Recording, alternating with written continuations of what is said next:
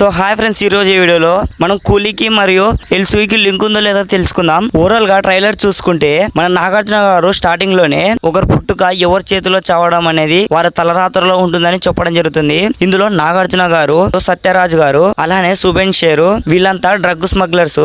అలానే వీళ్ళకి హెడ్ వచ్చేసి అమీర్ ఖాన్. వీళ్ళంతా కలిసి అయితే డ్రగ్ స్మగ్లింగ్ చేస్తుంటారు. వీళ్ళని ఆపడానికి అయితే మన హీరోయిన్ శృతి హాసన్ నాన్న గారు వారే ఉపేంద్ర గారు వీళ్ళతో అయితే ఫైట్ చేస్తాడు. కానీ వీళ్ళంతా కలిసి అతన్ని అయితే చంపడం జరుగుతుంది. అలానే ఇతను ఫ్రెండ్ అయిన మన రజనీకాంత్ గారు అప్పుడే నాగార్జున గారు చెప్పడం జరుగుతుంది 30 ఏళ్ళుగా ఆఫ్లైన్ లో ఉన్నాడు, ఇప్పుడు ఎందుకు వచ్చాడని. మన రజనీకాంత్ గారు ఒకరొకరిని చంపుతుంటే మన శృతి హాసన్ అయితే ఒకరొకరు బాడీలు అయితే తీసుకొని పోతుంటది. మనం అది ట్రైలర్ లో గమనించవచ్చు.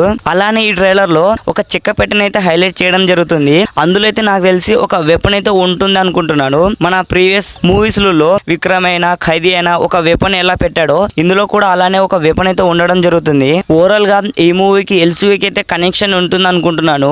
దీనిపైన మీ అభిప్రాయం ఏంటో కామెంట్ సెక్షన్ లో కామెంట్ చేయండి. అలానే ఒక చిన్న లైక్ కొట్టడానికి అయితే ట్రై చేయండి.